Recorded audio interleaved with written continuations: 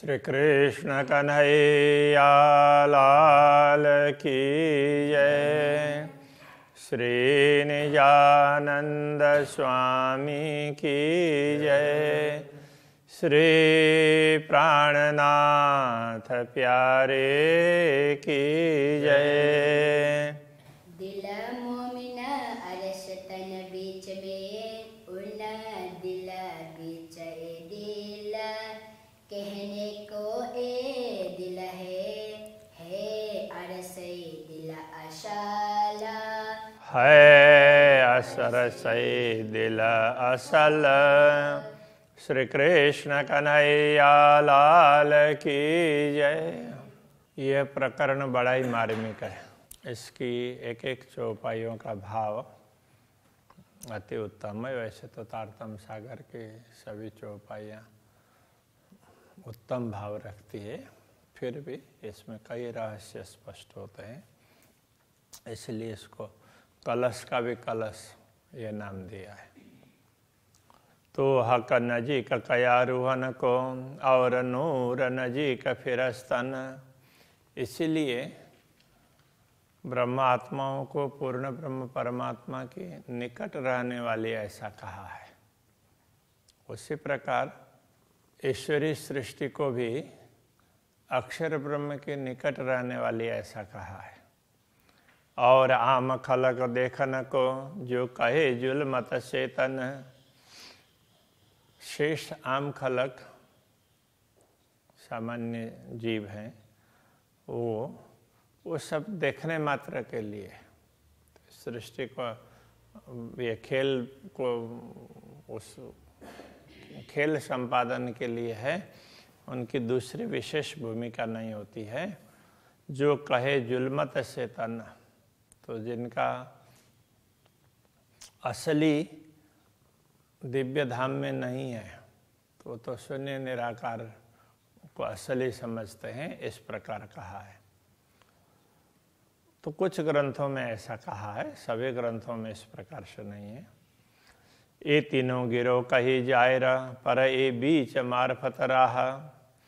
तो ये तीनों प्रकार की आत्माएं, तीनों प्रकार की आत्माओं का समूह स्पष्ट रूप से बताया गया है।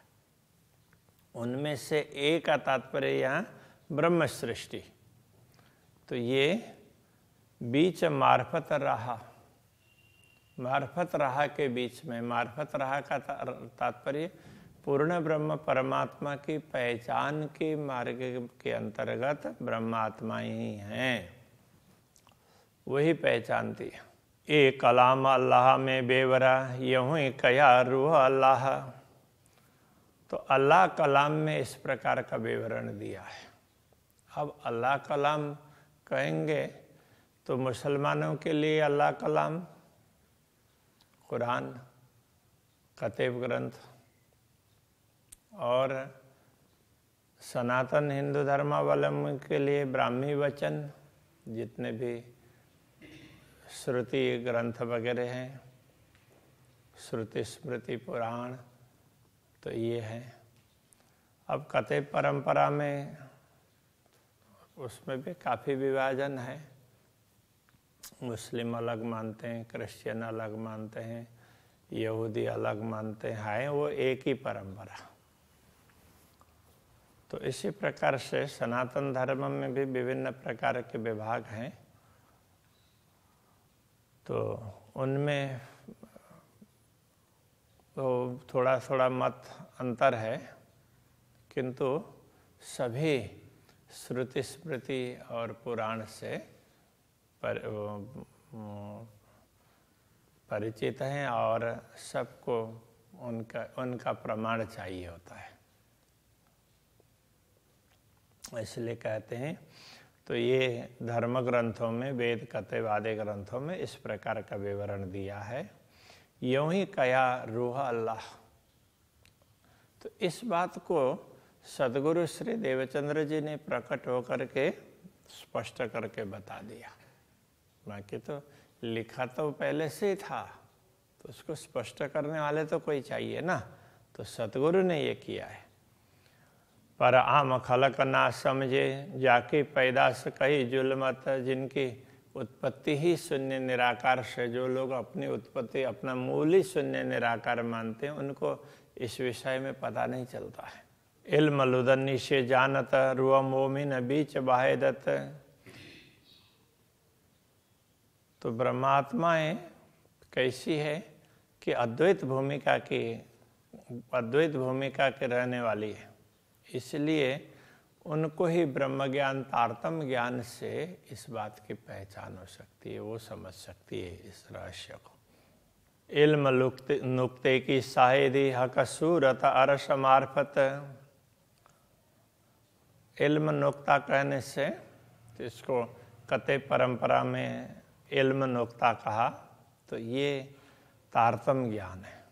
तारतम्य ज्ञान की ये साक्षी है कि हक सूरत अरस मार्फत, परब्रह्म परमात्मा का स्वरूप है, तो वो तो परब्रह्म परमात्मा का स्वरूप और परमधाम उन दोनों की पहचान होनी चाहिए।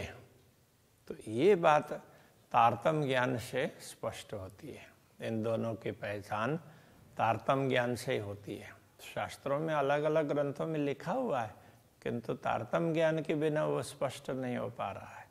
सो सब बातें फुरमान में, ये सारी बातें फुरमान में। फुरमान में कहने से कई लोग तो सोचते हैं कि कुरान में, यहाँ केवल कुरान की बात नहीं है, जो भी धर्म ग्रंथ जिसमें परमात्मा की बातें कही गई है उनमें इस प्रकार की बातें कही है। खोले हक की सूरत हकीकत, तो इस हकीकत को, इस यथार्थता को तो रसूल मोहम्मद ने जो मोहम्मद के 3 स्वरूप की बात कही है, उसमें जो अंतिम स्वरूप है वो उसको बड़े स्पष्ट करके बता देंगे। तो इसलिए ये समझना होगा, जो शास्त्रों में, सब ग्रंथों में बहुत कुछ बातें बताई है, जिन जानो शास्त्रों में नहीं है, शास्त्रों में सब कुछ, पर जीव सृष्टि क्या जान ही, जाकी अकल है तुझ। तो ऐसा मत समझना कि शास्त्रों में लिखा नहीं है, सभी धर्म ग्रंथों में बहुत कुछ कहा गया है, किंतु जिनकी बुद्धि ही तुच्छ है, ऐसी दुनिया के लोग हैं, वो कैसे समझ पाएंगे। इसलिए वो उनको पढ़ भी लेते हैं, किंतु उनके पल्ले नहीं पड़ती है, अलग ही अर्थ निकाल लेते हैं। बसरी मल की और हकी जो कही मोहम्मद 3 सूरत, रसूल मोहम्मद ने बसरी मल की और हकी ऐसा करके जो 3 स्वरूप की बात कही थी। 2 देवे हक की शायदी फरदा रोज क़यामत, उनमें से 2 स्वरूप है क़यामत के समय पर प्रकट होकर के इन सारी बातों की साक्षी देंगे, ऐसा भी कहा गया था। नबी नबूवत कुरान माजजा, ये 2 साबित होवे इनसे। नबी की नबूवत का तात्पर्य, जो लोग नबी कह करके पैगंबर को मानते हैं, पैगंबर का अर्थ होता है परमात्मा का संदेश देने वाले। जो भी परमात्मा का संदेश देने वाले महापुरुष हुए हैं, अवतारी पुरुष हुए हैं, जो जो महानुभाव हुए हैं सृष्टि के आदिकाल से लेकर के आज तक, तो ये सचमुच परब्रह्म परमात्मा की बात कर रहे हैं। तो इस प्रकार से उनके जो वो परमात्मा का संदेश देने वाला वो सिद्ध करना, और जो कुरान कहने से अल्लाह कलाम, तो शास्त्र वचन, उनमें जो रहस्य छिपे हुए हैं उनका स्पष्टीकरण करना, ये 2 साबित होवे इनसे। ये दोनों बातें इन्हीं महापुरुषों से स्पष्ट होंगी। तो ये कौन महापुरुष हैं, उनके लिए कहा ये सतगुरु श्री देवचंद्र जी महाराज और महामती श्री प्राणनाथ जी महाराज, उनसे ही ये बात सिद्ध होगी। कुरान न खुले बिना खिताब, खिताब के बिना, तो ये इन 2 को परब्रह्म परमात्मा की शक्ति आई है ऐसा माना गया है। तो वो उपाधि के बिना, तो ऐसी खिताब के बिना ये कुरान कहने का तात्पर्य तो परमात्मा के वचन वो स्पष्ट होने वाले नहीं है। ना तो लिखा सब इनमें, अन्यथा इन ग्रंथों में तो यद्यपि इन सारे ग्रंथों में लिखा ही है, लिखा तो था ही, किंतु ये स्वरूप प्रकट हो गए, उन्होंने सारे धर्म ग्रंथों का रहस्य स्पष्ट करके समझा दिया। इन शायद ये सब मिलसी हिंदू या मुसलमान, इन्हीं साक्षी के द्वारा इन सब ऐसी अलग अलग प्रकार के साक्षियाँ जब स्पष्ट हो जाएंगी तो उस समय हिंदू अथवा मुसलमान उनमें जो परस्पर वैमनस्यता है वो दूर हो जाएगा और सब फिर मिल करके चलने लगेंगे। मुआ दज्जाल सब का कुफर, मुआ का अर्थ होता है मरा, दज्जाल मरा, सबका कुफर। दज्जाल क्या है? तो मुसलमान लोग तो दज्जाल को कोई अलग प्रकार का प्राणी ऐसा समझते हैं, वो आएगा और तुम्हारे नमाज में बाधा डालेगा, ऐसा कहा गया। नमाज का मतलब परमात्मा की स्तुति। तो वो नमाज पढ़ते हुए इधर उधर देखते हैं, कभी शैतान ना आ जाए, दज्जाल ना आ जाए। तो वास्तव में नमाज पढ़ते हुए ही देखना ऐसा नहीं है, हमेशा अलर्ट रहो कि तुम्हारी वृत्ति इधर उधर ना भटके। तो ये दज्जाल क्या है? तो इन्होंने हमेशा स्थूल वस्तु को ही देखा है, सूक्ष्म रूप से विचार नहीं किया। तो प्राणनाथ जी कहते हैं वो कुफ्र है, भ्रम है, सबका भ्रम है। तो वो भ्रम रूपी दज्जाल है वो मिट गया। वो भ्रम ही तो सबको भटका रहा था, भ्रम मिट गया तो अब सबका भटकना बंद हो गया। यूँ सब पाक हुए एक दिन, इस प्रकार भ्रम मिटने के बाद में सब लोग पवित्र होकर के एक ही परमात्मा के मार्ग पर चलेंगे। दीन का अर्थ होता है धर्म, तो परमात्मा का मार्ग धर्म, धर्म के एक ही मार्ग पर सब चलेंगे। और भी शायद फुरमान में धर्म ग्रंथों में ऐसी और भी साक्षियाँ दी है। तब का 14 जरा नहीं, उसमें ये स्पष्ट कहा है ये 14 लोग हैं, इसका तो कोई अस्तित्व है नहीं। खेल नाम धर्या सब कहने को, ए जरा नहीं अरसमाए, ये सब तो नाम मात्र का खेल है। तो ये खेल है ऐसा बोल दिया, इनका अस्तित्व कोई परमधाम में, इनका कोई अस्तित्व ही नहीं है। जो परमधाम रहने वाला है, शाश्वत है, उसके सामने उसके वहाँ तो इसका कोई अस्तित्व ही नहीं है। जब तक तुम्हें शाश्वतता का पता नहीं चल रहा है, अनुभव नहीं हो रहा है, तब तक ही तुम्हें खिलौने के प्रति आकर्षण हो रहा है। जैसे छोटे छोटे बच्चे होते हैं, उनको किसी काम के नहीं है यथार्थ में, तो खिलौने हैं, किंतु उनको लगता है ये तो बहुत बड़ी चीज़ है, उसके लिए लड़ेंगे, रोएंगे, धोएंगे, कितना कुछ करेंगे। तो अब वही जब बड़े हो जाएंगे, फिर उनके सामने वो खिलौने रख देंगे तो क्या करेंगे? हंसेंगे। तो उनको पता चलेगा कि अरे इसके लिए तो हम लोग बहुत लड़ते थे, ये तो है कुछ भी नहीं है। तो ऐसा ही होता है। और ठौर न काहूँ अरस बिना, अरस न काहूँ इंतहाए। और कोई परमधाम के अतिरिक्त तो और कोई भी ठिकाना नहीं है,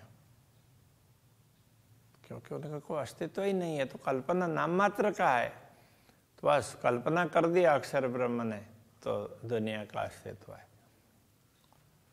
जब परमधाम की बात करते हैं तो कहते हैं अरस न काओ इंतहा है। परमधाम का तो कोई पारावार ही नहीं है। इंतहा का अर्थ पारावार,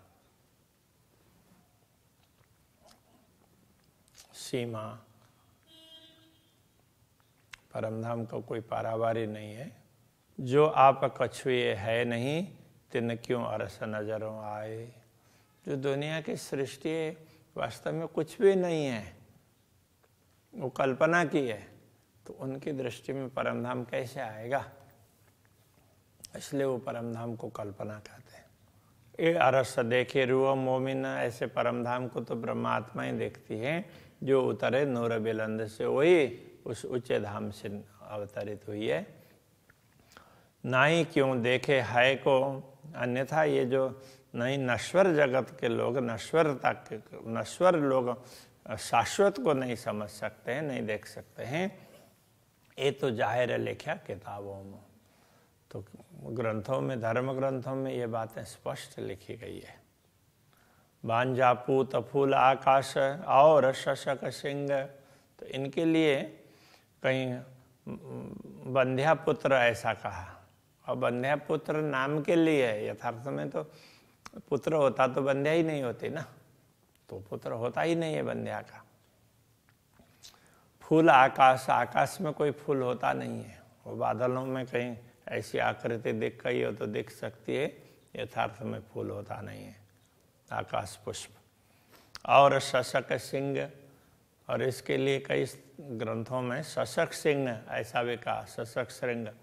शशक का तात्पर्य खरगोश, ससला, उसके सिंह होते ही नहीं है, ऐसे वो बोल दिया तो उसके बाल थोड़े से उठ गए होंगे तो उसको सिंह किसी ने बोल दिया, तो ऐसे कल्पना की हुई बातें हैं, यथार्थ में कुछ भी नहीं है। और मान लिया तो फिर कल्पना कर ली तो सिंह भी आ गए, ऐसा है, वो मान्यता क्या होती है। कया वेद कतेब में भंग न कछु अभंग, वेद कतेब में ये कहा है, तो ये सब ये जो कुछ भी दिख रहा है ये सब भंग का तात्पर्य नाश होने वाला है। न कछु अभंग, कोई अविनाशी नहीं है, जो कुछ तुम देख रहे हो ये सब नाशवान है। यूं असल खेल की है नहीं, ये दिल में दिखाई देता है। यथार्थ में असल है, वो खेल में नहीं है, तो ये खेल है, तो असल में ये खेल का भी कोई अस्तित्व नहीं, खेल का कोई अस्तित्व ही नहीं है यथार्थ में, तो है क्या, तो उसके लिए कह रहे हैं ये दिल में दिखाई देते हैं, तो मात्र ब्रह्मात्मा उनको दिखाई दिया, तो बोला उनको बोला तुम्हें मैं दिखाऊं, तो दिखा दिया, बस इतना ही है, बाकी कुछ भी महत्व नहीं है। किया हुक्म मोहम्मद रूहों देखने, श्री राज्य के आदेश ने, यहाँ पर मोहम्मद कहने से अब यहाँ श्यामा जी के लिए, तो श्यामा जी और ब्रह्मात्माओं को दिखाने के लिए ये सब कहा गया है, ये खेल दिखाया है, उनको बताने के लिए इसकी कल्पना की है। तो भीस्त में इन्हों को लेता, इसीलिए अब श्यामा जी और परमात्माओं के लिए जो दिखाया तो उसको भी अखंड कर दिया, इसलिए उसको भी वैष्णव में स्थान दे दिया। हक हुकुम सब बेवरा किया वास्ते आदि रूहन, तो पूर्ण ब्रह्म परमात्मा के आदेश ने ही ये सारा विवरण दिया है, वो भी हादि और श्यामा जी और परमात्माओं के लिए सारा विवरण दिया है।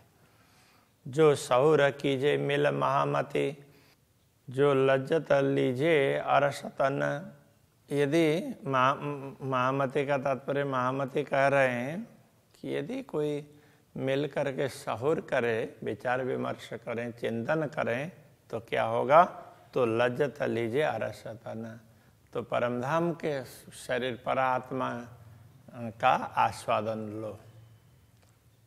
तो कहने का तात्पर्य परात्मा का अनुभव कर लो, तो हमारा मूल तो परात्मा है, तो बस उसकी दृष्टि से देख लो, तो हमेशा आनंद ही आनंद का अनुभव होगा। तो अभी यहीं रखते हैं। श्री कृष्ण कन्हैया लाल की जय। जो लज्जत लीजे अरसतना, जो लज्जत लीजे अरसतन, हक्का हुक्मे सब बेवरा किया, हक़ों में सब बेवरा किया, वास्ते हादि रूहाना, वास्ते आदि रूहन, जो सहुर कीजे मिल महामती, सगुण कीजे मिल महामती, जो लज्जत लीजे अरसतना, जो लज्जत लीजे अरसतन, जो